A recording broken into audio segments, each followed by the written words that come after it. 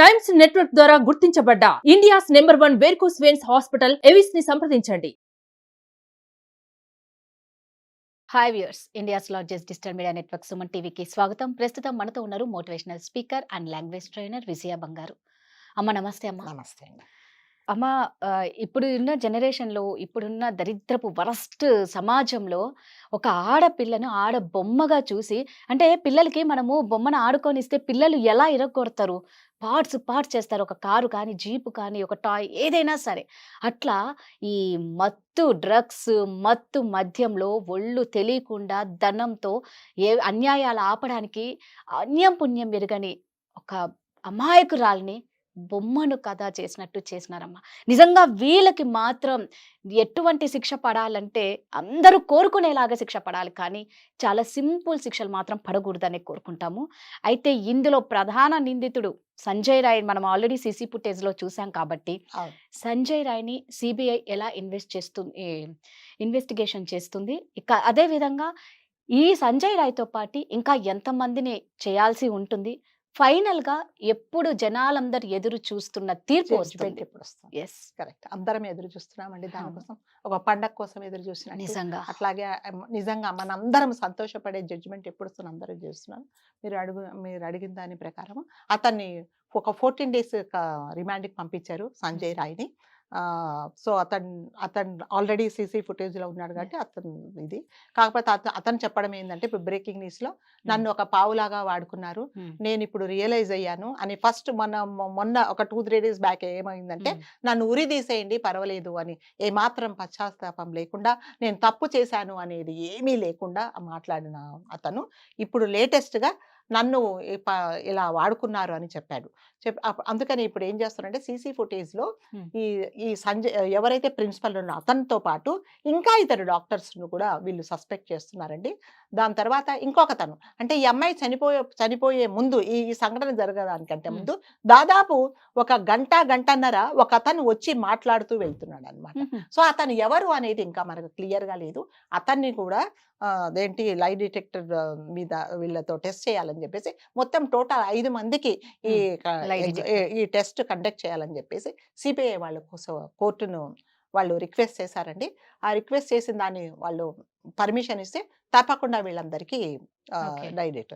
So ఇందులో main ఏంటంటే, ఈ ఎవరైతే ప్రిన్సిపల్ ఉన్నాడో అతను ఒక క్యారెక్టర్లెస్ డాక్టర్ అనమాట. అసలు మనం డాక్టర్ అని కూడా అతన్ని మనం సంబోధించకూడదు. సో ఇంతకు ముందు ఒక 2 years బ్యాక్, కరోనా కంటే ముందు వాళ్ళతో పాటు అక్కడ పనిచేసే ఒక డాక్టర్ అతను చెప్పాడనమాట, ఇతని వల్ల ఇలాంటి జరుగుతున్నాయి, ఇతను గ్లౌజెస్ రీయూజ్ చేస్తున్నాడు, బంగ్లాదేశ్కు రీసైక్లింగ్ కోసం పంపుతున్నాడు, సిరంజీలు ఇది చేస్తున్నాడు, అనాథ శవాల మీద ఆర్గన్స్ రిమూవ్ చేసి అమ్ముతున్నాడు అని ఇతను ఒక పెద్ద అప్లికేషన్ ఇస్తే దాన్ని ఎవ్వరు కూడా ఖాతరు చేయలేదంటే, అతన్ని ఆ అప్లికేషన్ తీసుకెళ్ళి చెత్తబుట్టలో పాడేశారు. అప్పుడే ఎంక్వైరీ చేసి ఇవాళ ఈ సంగతి జరిగేది కాదు. అంటే అతనికి కూడా చాలా ఇన్ఫ్లుయెన్స్ ఉన్నట్టున్నది. ఎప్పుడైనా సరే పాలిటీషియన్స్, అంటే ఐఎమ్ సారీ టు సే, రాజకీయ నాయకులు ఎవరిని సపోర్ట్ చేస్తారంటే ఇలాంటి నేరస్తులనే, ఇలాంటి దరిద్రులనే చేస్తారు, కానీ ఒక మంచి వాళ్ళని ఎవరు సపోర్ట్ చేయరండి. సో వాడిని ఆ రోజు వాళ్ళు సపోర్ట్ చేయబట్టి ఇవాళ ఇట్లాంటి నిండు ప్రాణం పోయింది. అందుకని అతనికి కూడా ఈ టెస్ట్ కండక్ట్ చేయాలని చెప్పేసి చేస్తారు. అతను అంటే ఆ ప్రిన్సిపల్ వాళ్ళ వైఫే ఏం చెప్పిందంటే, వీడు ఒక దరిద్రుడు, వీడు చాలా ఘోరంగా, అంటే మనం ఏమి ఎదురు తిరిగితే కూడా మాకు మా ఇంట్లో కూడా నన్ను కొట్టేవాడు, ఈ సందీప్ ఘోష్ వైఫ్ ఆమెనే ఒక చోట స్టేట్మెంట్ ఇచ్చింది. కాబట్టి ఇతని ట్రాక్ అసలు, అంటే ఇతనికి ఇంతకు ముందు ఎటువంటి మంచి లేదు అనమాట, రికార్డ్ లేదు, మంచి రికార్డ్ అతనికి ఏమీ లేదు. సో అంటే ఇంకొకటి, సీసీ ఫుటేజ్లో కాకుండా, అంటే నాకు తెలిసిన ఇన్ఫర్మేషన్ ప్రకారము ఆ రోజు 11:30-12 o'clock ఈ చెస్ట్ డిపార్ట్మెంట్ దగ్గర, ఆ వార్డు దగ్గర ఇతను కూడా తిరుగుతున్నట్టుగా తెలిసిందనమాట మనకు. ఎవరు? ఈ ప్రిన్సిపాల్ కూడా. అంటే అతనికి ఆ రోజు రాత్రి డ్యూటీ ఉందా, మరి అక్కడ ఎందుకు తిరుగుతున్నాడు అనేది మనకు తెలియదు. సో ఇదంతా వీడు లోపల ఈ పని చేసేటప్పుడు చుట్టుపక్కల మాత్రం కంపల్సరీగా కాపాడారండి. సో అక్కడ అఘాయిత్యం చేశారా లేకపోతే ఇక్కడే చేశారా అనేది తెలియదు. ఎందుకంటే ఇప్పుడు ఎవరైతే ఇతను ఉన్నాడో ఆ అమ్మాయిని అఘాయిత్యం చేయడానికి వచ్చినప్పుడు మరి ఈ అమ్మాయికి ఇన్ని దెబ్బలు తగిలినప్పుడు కనీసం ఈ అమ్మాయి ఒక్క ఎదురైతే తిరుగుతుంది కదా, కనీసం ఒక చెంప దెబ్బ కొట్టింటదా, కనీసం వాడి మొహం పెట్టి రక్కింటదా, అలాంటిది ఏమీ లేవండి. అతడు వెళ్ళినప్పుడు ఎంత పర్ఫెక్ట్ గా ఎంత క్లీన్ గా వెళ్ళాడో, ఆ అఘాయిత్యం చేసి వెళ్ళేటప్పుడు కూడా చాలా తాపీగా ఒక కప్పు కాఫీ, క్యాంటీన్లో కప్పు కాఫీ తాగినట్టు వెళ్ళాడే తప్ప ఎటువంటి అతని డ్రెస్సింగ్ కానీ ఎటువంటి తన హెయిర్ స్టైల్ కానీ ఏమీ మారకుండా చాలా తాపీగా వెళ్ళిపోయాడు. అంటే దీన్ని బట్టి ఇంకొక అంటే మనకు ఆ డౌట్ ఏంటంటే అక్కడే చేశాడా లేకపోతే ఎక్కడో చేసుకొచ్చి ఇక్కడ లోపల, అంటే అది కూడా మనం చెప్పలేము. సో అలాంటిది కూడా జరిగి ఉండొచ్చు, అది ఓన్లీ మన డౌట్ మాత్రమే. సో కాబట్టి సిబిఐ వాళ్ళు ఏం చెప్పారంటే ఈ రోజు అంటే 24th సాటర్డే రోజు 10 o'clock లోపల మొత్తం రిపోర్ట్స్ ఏమున్నాయో వాళ్ళకి సబ్మిట్ చేయమని చెప్పారు. నెక్స్ట్ మంత్ అంటే సెప్టెంబర్ 17th ఫైనల్ హియరింగ్ ఉంటుంది. 3 నెలలు అంటే 3 weeks వీళ్ళకి టైం ఇచ్చారనమాట సిబిఐ వాళ్ళకి. ఇంత లోపల they have to finish their investigation. So అందుకని మనం అందరము 17th కోసం ఎదురు చూద్దాం. తప్పకుండా అమ్మాయికి న్యాయం జరగాలని.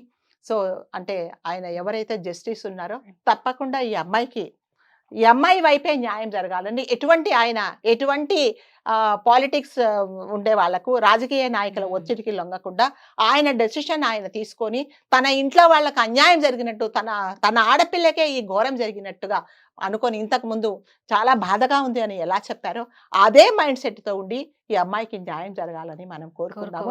న్యాయం కూడా ఎలా ఉండాలంటే వేరే వాళ్ళు ఇదివరకు చెప్పినట్టుగా వేరే వాళ్ళు ఇంకా ఎవరైనా సరే మగపిల్లలు ఆడవాళ్ళ జోలికి రావాలి అంటే వీడికి ఇచ్చిన పనిష్మెంట్ గుర్తు రావాలండి.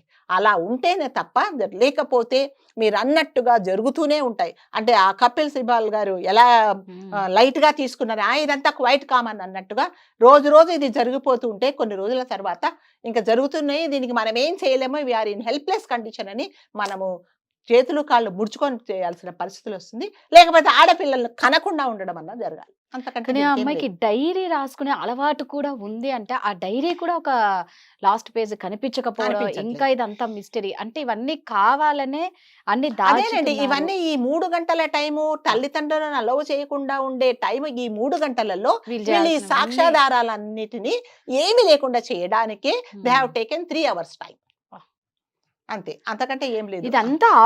ఇదంతా చూస్తూ ఉంటే అప్పటికప్పుడు జరిగింది కాదు, ఎప్పటి నుంచో ముందుగా ఒక స్కెచ్ వేసుకున్నారు, ఎన్నో సార్లు ట్రై చేసినారు, ఇదంతా అర్థమైపోతుంది. సో వెళ్ళి ఆ అమ్మాయిని చంపకుండా అఘాయిత్యం చేసి క్రూరంగా హింసించి, అంటే వేరే వాళ్లకు తోటి వాళ్ళందరికీ మీరు ఎప్పుడైనా సరే మేము చేసే వాటికి ఎదురు జరిగితే మీ అందరికి ఇదే శిక్ష కాబట్టి మేము ఏం చేసినా మీరు మాట్లాడొద్దు అని తెలిసేలాగా, అంటే అందరూ ఇంకా చేతులు కాళ్ళు కళ్ళు అన్ని మూసుకొని ఉండండి అని.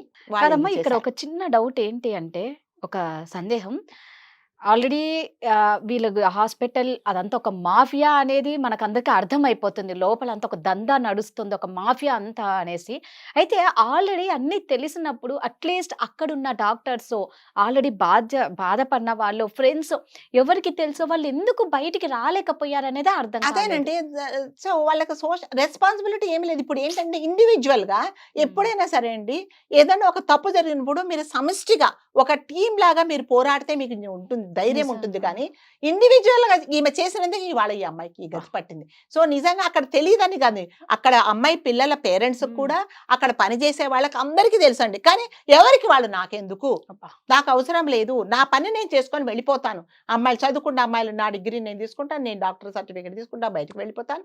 అట్లాగే పేరెంట్స్ కూడా మా పిల్లలకి ఎందుకు ఏదో తీసుకొని బయటికి రమ్మని ఒకవేళ చెప్పినా కూడా పేరెంట్స్ మనకెందుకమ్మా మన పని మనం చేసుకోనండి. డాక్టర్స్ ఉంటారనుకోండి, అందరూ సిన్సియర్ ఉండరు, కొంతమంది డాక్టర్స్ మనకెందుకు మన పని, అదే మనకెందుకు అని ఎప్పుడైతే మనం అనుకుంటామో ఇలాంటివి జరుగుతాయి. సో మనకే కావాలి, రేపొద్దున మన ఇంటికే వస్తుంది ఈ ప్రాబ్లం, ఇవాళ అక్కడికి వచ్చిన తప్పు మన ఇంట్లో జరుగుతుంది, ఆ కష్టం మన తలుపు కూడా తడుతుంది అని అనుకున్నప్పుడు మాత్రమే మనము పోరాడగలం. కానీ నాకెందుకు అని ఎప్పుడైతే అనుకుంటారో ఇలాంటి వాటికి జరగదండి. అంటే ఇదంతా ఏంటంటే అందరూ కలిసి సపోర్ట్ చేయాలి. నిజంగా ఆ రోజు వీళ్ళందరికీ తెలిసిన రోజు వీళ్ళందరూ ఆ ప్రిన్సిపల్ది ఇట్లాంటి అరాచకాలు చేస్తున్న హాస్పిటల్ మొత్తం డాక్టర్స్ స్టూడెంట్స్ అందరూ ఏకమై ఉంటే వాడు ఎంతమందిని చంపుతాడు, ఎంతమంది మీద అఘాయిత్యం చేస్తాడు, ఎంతమందిని హరాస్ చేస్తాడు, చేయలేడు కదా, ఒకరిని ఇద్దరిని, ఇంత వందల మందిని చేయలేడు.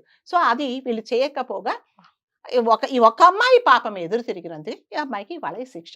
సో ఆ అమ్మాయి మన అందరి కోసం, మీకోసం, నా కోసం, ప్రతి ఒక్క డాక్టర్ ఫ్యామిలీ కోసము పోరాడి ఆమె ఇంకా చాతకాక చనిపోయిందండి. నిజంగా తనని ఒక సోల్జర్ గానే భావించాలి Yes. అండి. ఒక వీర నిజంగా వనిత వీర అన్నమాట. వనిత ఆ అమ్మాయి మాత్రం. అందుకే మనకెందుకు అనుకుంటే ఇలాంటివే జరుగుతాయి. మీరు అన్నట్లు మన అనుకుని ప్రతి చోట ఒక యూనిటీ ఉండి ఏదన్నా జరిగితే నోరు తెరిచి అంటే ఏ ముందుకు కష్టమైనా అడుగేస్తేనే కూడా నాకు జరుగుతుందేమో, అన్నదే రేపు పొద్దున అనుకోవాలి. అక్కడ జరిగింది నా Correct. ఇంట్లో జరగచ్చు, నా పిల్లలకు జరగచ్చు, Yes. నాకే జరగచ్చు అని మీరు ఎప్పుడైతే అనుకుంటారో Hmm. You can rise your voice. Otherwise ఇట్లాంటివి జరుగుతూనే ఉంటాయి, ఇంకా ఇంకా ఇంకా జరుగుతూనే ఉంటాయి. లేదా ఒక మంచి తీర్పు, ఎలాంటి తీర్పు ఉండాలంటే వణుకు వణుకు పుట్టించేది. పుట్టాలి, నిద్రలో కూడా ఉలిక్కిపడి ఉలిక్కిపడాలి. బాబోయ్ నాకు ఈ ఆలోచన వచ్చింది, రేపు పొద్దున ఇది చేస్తే నాకు ఇలాంటి శిక్ష పడుతుంది అని ఎప్పుడైతే Yes. మీరు ఈ మనవాళ్ళు అనుకుంటారో అప్పుడు కానీ మనం ఆడవాళ్ళం ఎవ్వరము ఈ ప్రపంచంలో Yes. బతకలేమండి. అందుకే ప్రతి దానికి ఏదైనా ఒక దారుణమైన ఇన్సిడెంట్ జరిగింది అంటే ఫస్ట్ సౌదీ అరేబియా గుర్తుకు ఎందుకు వస్తాయి అంటే అక్కడ కఠినమైన శిక్షలు, వణుకు భయపడతారండి వాళ్ళు. పుట్టించే శిక్షలు కాబట్టి అక్కడ అన్నిసార్లు అందరు తలుచుకోవాల్సి వస్తుంది. అవును. మరి మన భారతదేశంలో ఏమైపోతుంది అసలు? మన భారతదేశంలో ఏంటంటేనండి దయ, మంచి, ఇంకొకటి ఇక్కడ ఏం మంచి చేస్తారంటే లేదు, అంత స్వార్థం, డబ్బున్నోళ్ళకే న్యాయం, రాజకీయ నాయకులకే ఇంకొక న్యాయం కోణంలో అనేది ఉంది. ఏమంటారంటే ఏమన్నా సైకలాజికల్ ప్రాబ్లం ఉందేమో, అంతే. అందుకని ఇలా చేశాడేమో అని. Yes, చిన్న పిల్లలు correct. చేస్తే వాడు చిన్నవాడు కదా, ఆ క్షణంలో అలా చేశాడేమో. ఇప్పుడు ఎవరు చిన్న పిల్లలు ఎవ్వరు లేరండి. మైనర్, ఆ పేరుకి మైనర్, మర్డర్లు అన్ని చేస్తున్నారు, వీళ్ళు అఘాయిత్యాలు మైనరా? చేస్తున్నారు. చేయాల్సిన అఘాయిత్యాలు అన్ని చేస్తున్నారు. ఎక్కడ అసలు పిల్లలేంటి ఏం అర్థం కావటం లేదు. నిజంగా ఏదైనా సరే అండి, మన చుట్టుప్రక్కల ప్రాంతాల్లో కానీ, మనం చేసే ఆఫీస్లో కానీ, ఎక్కడైనా సరే ఎవరికి జరిగినా మన అని ముందుకు వస్తేనే ఇలాంటివి మన చేతిలో కూడా ఉంటాయి. యాక్చువల్గా అవును. ప్రతి ఒక్కరూ ఫీల్ అవ్వాలి. ఎంతసేపు ఒక కోర్టు, ఒక పోలీస్ అనే కాదు, ఎవ్వరికి వాళ్ళు రియలైజ్ అవ్వాలి ఫస్ట్. మన దాకానే నెక్స్ట్ 10 మందికి అంతే తెలుస్తుంది. కదా. మనకు తెలిసినప్పుడు ధైర్యంగా మనం మనం స్టార్ట్ మాట్లాడాలి, చేయాలి. 10 మందికి చెప్పాలి, నాకు ఈ అన్యాయం జరుగుతుంది, పద అందరం మరి మాట్లాడాలి మేనేజ్మెంట్ తో అని అనుకున్నప్పుడు మాత్రమే. అలా అదే. చెప్పినప్పుడు చుట్టుపక్కల వాళ్ళు కూడా సరే అదేంటి నువ్వు నీ పని నువ్వు చూసుకొని వెళ్ళిపో అనకుండా, పద ఇలాంటి అన్యాయం జరిగిందా అందరం కలిసి మాట్లాడదాము అని అనుకున్నప్పుడు మాత్రమే న్యాయం జరుగుతుందండి. లేకపోతే మళ్ళీ Yes. నేను చెప్తున్నా, మమ్మల్ని బతకనిస్తారా బతకనియ్యరా, ఆడవాళ్ళు ఈ ప్రపంచంలో ఉండాలా వద్దా అనే సమస్య, అనే డౌట్ మా అందరికీ వస్తుంది. సో మన చేతులలో లేదంటే ఆ అమ్మాయిలు పుడుతున్నారా అబ్బాయిలు పుడుతున్నారా అనేది లేదు. ఇది వరకుగా మీరు చెప్పినట్టు అంటే ఇంత కొన్ని సంవత్సరాల కిందట ఆ అమ్మాయి పుడితే చాలా కష్టము, మేము వీళ్ళను అదేంటి సాకలేము అని చెప్పేసి చంపేసిన రోజులు అవును. మళ్ళీ వచ్చి, అంటే అప్పుడు ఆ అమ్మాయిని చదివించలేక వాళ్ళ ఉండే పరిస్థితులకు చంపేసుకున్నట్టు. కానీ ఇప్పుడు ఏంటంటే ఈ అమ్మాయికి మేము రక్షణ కల్పించలేము, మేము కాపాడుకోలేము మా అమ్మాయిని, వేరే వాడి చేతిలో పడి ఈమె చచ్చిపోయే బదులు అసలు పుట్టకుండా ఉంటేనే మంచిది అనుకున్న ఆలోచనలు తల్లిదండ్రులకు వచ్చే రోజులు దయచేసి రానియకండి. ఆ అమ్మాయికి కంపల్సరీగా మీరు అందరూ కలిసి దయగల జస్టిస్ గారు న్యాయం చేస్తారనే మనం కోరుకుందాం. థ్యాంక్ యూ అమ్మా.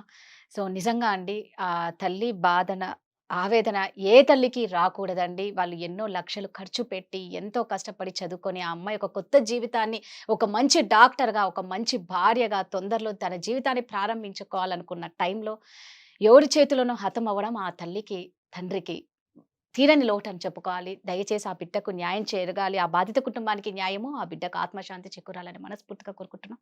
Thank you. నమస్తే. Thank you.